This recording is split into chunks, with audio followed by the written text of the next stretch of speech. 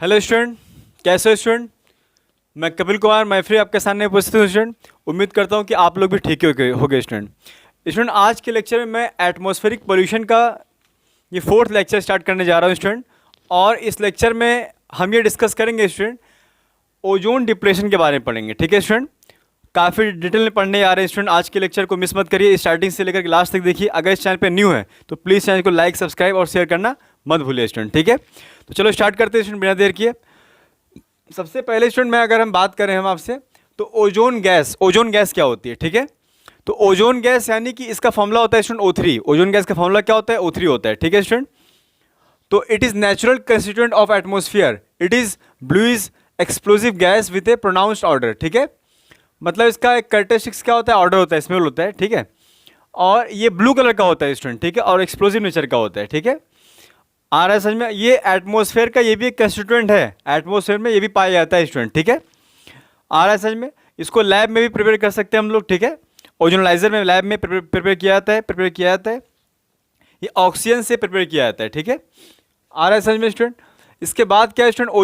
Ozone layer यानी कि जहाँ पर बहुत ज़्यादा कंसनट्रेशन है ओजोन गैस की, तो एटमॉस्फेयर में एक ऐसा जोन आता है जहाँ पर ओजोन का कंसनट्रेशन ज़्यादा है, उसे कहते हैं स्टूडेंट ओजोन लेयर कहते हैं। ठीक है स्टूडेंट, इसके बाद अगर हम बात करें आपसे, लोकेशन क्या है ओजोन लेयर का। ठीक है, प्रॉपर लोकेशन क्या है हमारे एटमॉस्फेयर में, इसका लोकेशन क्या है प्रॉपर। देखो स्टूडेंट, हमारे एटमॉस्फेयर को 3 पार्ट में डिवाइड किया गया है। ठीक है, क्या क्या होता है स्टूडेंट?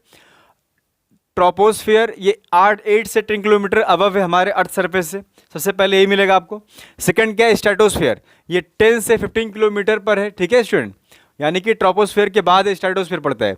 उसके बाद फिर क्या है? मेजोस्फियर, यानी कि ये स्ट्रेटोस्फियर के भी ऊपर है, 50 से 80 किलोमीटर पर इस फैला हुआ है, इसका रेंज है। ठीक है, और हमारा जो ओजोन लेयर है स्टूडेंट, ये क्या है? ये 20 से 30 किलोमीटर अबव अर्थ, यानी कि स्ट्रेटोस्फियर में होता है। ठीक है, ओजोन लेयर।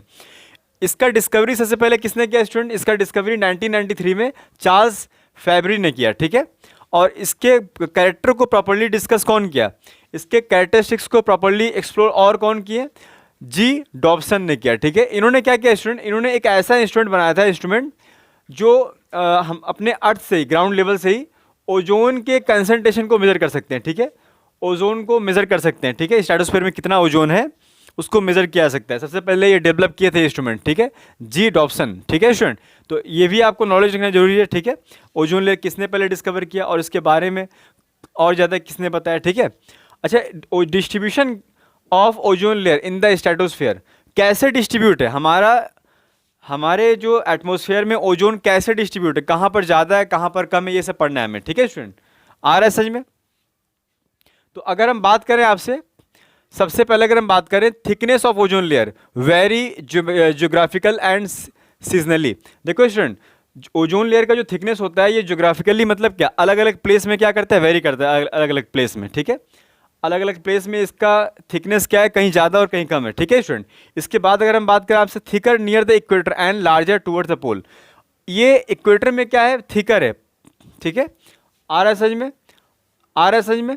और लार्जर, थिकर मतलब ये होगा थिनर। ठीक है, थिनर होगा।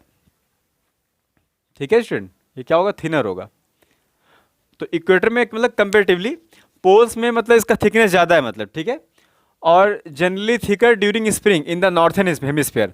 नॉर्थन हेमिस्फीयर में जनरली जो होता है ठंडियों में, स्प्रिंग में क्या होता है? इसका थिकनेस बढ़ जाता है। ठीक है, आ रहा है समझ में, नेचुरल प्रोसेस है ये। ठीक है स्टूडेंट, और most of the ozone is created over the tropics, but the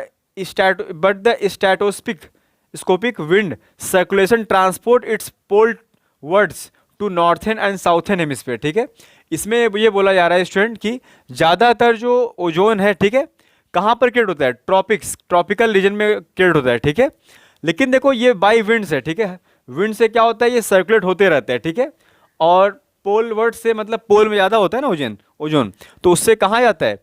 ये सर्कुलेट होकर के नॉर्थन और साउथन हेमिस्फीयर तक पहुँचता है। ठीक है, ये सर्कुलेशन होते रहता है, गैस है ना ये तो ओजोन। आ रहा है समझ में। इसके बाद अगर हम बात करें कैसे फॉर्म होता है ओजोन लेयर, ये इंपॉर्टेंट समझना। ठीक है, ozone is formed in stratosphere. ठीक है, देखो ओजोन जो है ये फॉर्म भी होता है और ब्रेक भी होता है। देखो ओजोन फॉर्म होता है, उसके बाद ब्रेक होता है। ठीक है, ये पढ़ना है, यानी कि ओजोन और स्ट्रेटोस्फीयर में क्या है? ऑक्सीजन। तो ओजोन और ऑक्सीजन का रेशियो जो होता है ना, हर समय क्या रहता है, मेंटेन रहता है। और ओजोन जब ब्रेक होता है तो एटॉमिक ऑक्सीजन देता है और एक मॉलिक्यूल ऑक्सीजन का देता है, ठीक है। वापस से फिर से ऑक्सीजन एटॉमिक ऑक्सीजन कंबाइन करता है और फिर से ओजोन दे देता है, यानी कि ओजोन जो है वो ब्रेक होते रहता है और फॉर्म भी होते रहता है, यानी कि एक साइक्लिक प्रोसेस है, ठीक है। मतलब मेंटेन रहता है हर समय हमारे एटमॉस्फेयर में, ओजोन और ऑक्सीजन का कंसंट्रेशन हमेशा मेंटेन रहता है, ठीक है। तो उसको यहाँ दिखाया जा रहा है कैसे ब्रेक होता है ओजोन और कैसे फॉर्म होता है ओजोन, ये बताया जा रहा है। देखो सबसे पहले क्या बताया रहा है student, ozone is formed in the stratosphere. कैसे फॉर्म होता है, देखो हाईली एनर्जेटिक अल्ट्रावायलेट रेज, जो सन जो होता है, सन से क्या होता है, सन से क्या रेडिएट होता है, अल्ट्रावायलेट रेज रेडिएट होता है। ये बहुत ही हाईली एनर्जेटिक होता है, ठीक है। मतलब इसका वेवलेंथ क्या होता है, अल्ट्रावायलेट जो होता है ना, इसका वेव फ्रिक्वेंसी मतलब ज़्यादा होती है, ठीक है। आ रहा है समझ में। तो अल्ट्रावायलेट रेडिएशन जो होता है ये बहुत ही हार्मफुल होता है, यही होता है, ठीक है। ये सन से जब निकलता है स्टूडेंट, तो होता है क्या, ऑक्सीजन के मॉलिक्यूल्स को क्या करता है, इसके पास हाई एनर्जी होती है अल्ट्रावायलेट रेडिएशन के पास में, तो ऑक्सीजन के मॉलिक्यूल्स को क्या करता है, ये ब्रेक कर देता है, ठीक है। और ब्रेक करने के बाद में एटॉमिक ऑक्सीजन फॉर्म करता है। क्या फॉर्म करता है बोलो, दो एटम ऑक्सीजन के फॉर्म करता है, ठीक है। ऑक्सीजन जब ब्रेक होगा ऑक्सीजन का मॉलिक्यूल, तो क्या होगा, दो ऑक्सीजन के एटम मिल जाते हैं। इस प्रोसेस को बोलते हैं फोटोलिसिस या फिर फोटो डिसोसिएशन, यानी कि बाई मतलब सनलाइट, सोलर एनर्जी से जो भी डिसोसिएशन होता है उसे कहते हैं फोटोलिसिस या फोटो डिसोसिएशन कहते हैं, ठीक है स्टूडेंट। और इसके बाद क्या बोला जा रहा है, the highly reactive atom of oxygen then react with oxygen molecules. अब ये जो नेसेंट ऑक्सीजन है ना, ये एटॉमिक ऑक्सीजन, ये बहुत ही हाईली रिएक्टिव होता है। ये फिर से क्या होता है, ऑक्सीजन मॉलिक्यूल्स के साथ क्या करता है, कंबाइन कर लेता है, और कंबाइन करने के बाद क्या देता है स्टूडेंट, ओजोन देता है, ठीक है स्टूडेंट। तो ये काम होता है स्टूडेंट, ठीक है। सबसे पहले क्या हुआ स्टूडेंट, ऑक्सीजन का मॉलिक्यूल्स क्या हुआ, ब्रेक हुआ, दो एटॉमिक ऑक्सीजन प्रोवाइड मिला हमको, और वो एटॉमिक ऑक्सीजन फिर से ऑक्सीजन मॉलिक्यूल के साथ क्या किया, कंबाइन किया, और क्या बनाया, ओजोन मॉलिक्यूल बना दिया, ठीक है स्टूडेंट। इसके बाद देखो क्या बताया जा रहा है, ozone is also break down in stratosphere. Ozone जो है, यही ओजोन जो फॉर्म हुआ, ये स्ट्रेटोस्फीयर में भी क्या होता है, फिर से ब्रेक भी हो जाता है, ठीक है। लेकिन ये मेंटेन रहता है बाय नेचर, ठीक है, एटमोस्फेयर में हमारे। कैसे देखो ब्रेक हो रहा है, ozone is presence of solar, ozone in presence of solar radiation split into oxygen molecules and oxygen atom. Ozone जो होता है अल्ट्रावायलेट रेडिएशन के प्रेजेंस से फिर से ये क्या होता है, ओजोन ब्रेक कर जाता है। किस में ब्रेक कर जाता है, ऑक्सीजन और एटॉमिक ऑक्सीजन में, ठीक है।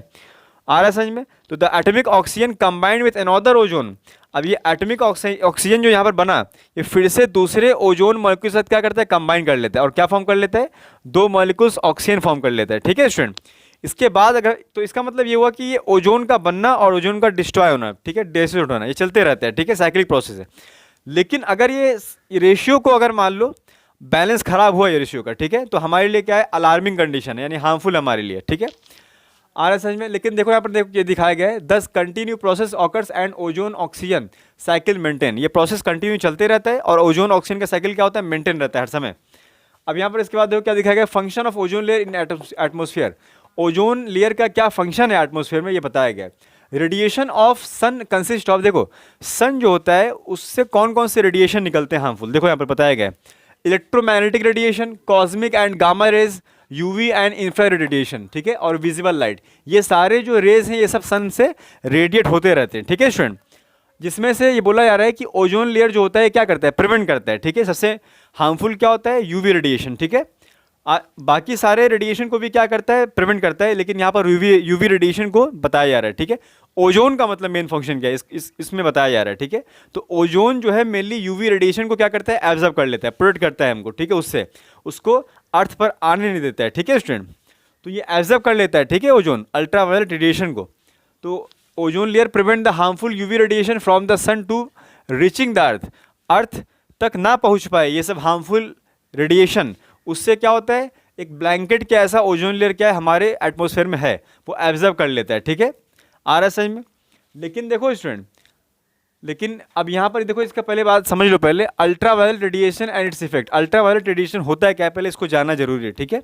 और इसके बाद हम पढ़ेंगे नेक्स्ट लेक्चर में कि कैसे मतलब ओजोन लेयर हमारा जो डिप्लेशन हो रहा है, कैसे उसमें होल्स हो रहा है, ठीक है, मतलब और पतली होती आ रही है ओजोन लेयर, ठीक है, थिन होती आ रही है। लेकिन पहले ये पढ़ते हैं अल्ट्रावायलेट रेडिएशन होता है क्या और उसका हार्मफुल इफेक्ट क्या है। देखो फ्रॉम अल्ट्रावायलेट रेडिएशन क्या है, ये इलेक्ट्रोमैग्नेटिक रेडिएशन है, ठीक है।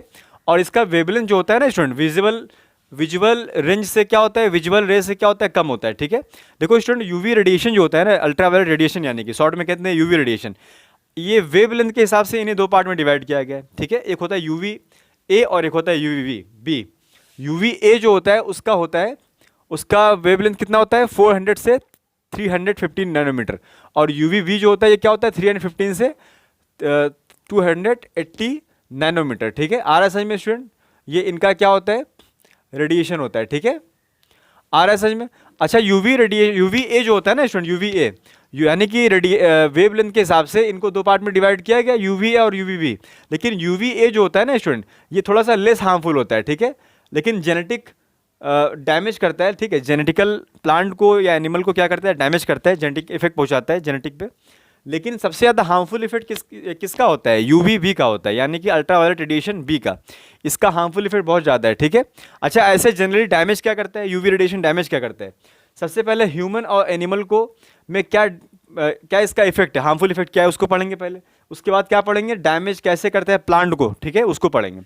सबसे पहले देखो, sunburn and skin cancer. Animal या ह्यूमन को क्या हो सकता है, सनबर्न, जल सकता है स्किन हमारा। ठीक है, बहुत ज़्यादा अगर, ठीक है, अगर मान लो ओजोन का डिप्लेशन हो रहा है, अगर मान लो ओजोन नहीं होता, मतलब मान लो अगर ओजोन नहीं होता तो अगर यूवी रेडिएशन क्या होती, डायरेक्ट आती अर्थ पर, तो उससे क्या हो सकता था, स्किन कैंसर हो सकता था। ठीक है, और हमारा स्किन जो है बर्न हो सकता है। ठीक है, और क्या है, eye contract and eye damage, eye contract हो जाता है। ठीक है, और आई डैमेज भी हो सकता था। ठीक है, जब हमारा ओजोन लेयर नहीं होता तो तब ऐसा हो सकता था। ठीक है, और early ageing of skin, early ageing यानी कि स्किन खराब हो जाता है। Weakening of immune system, immune system हमारा क्या हो जाता है, वीक हो जाता है।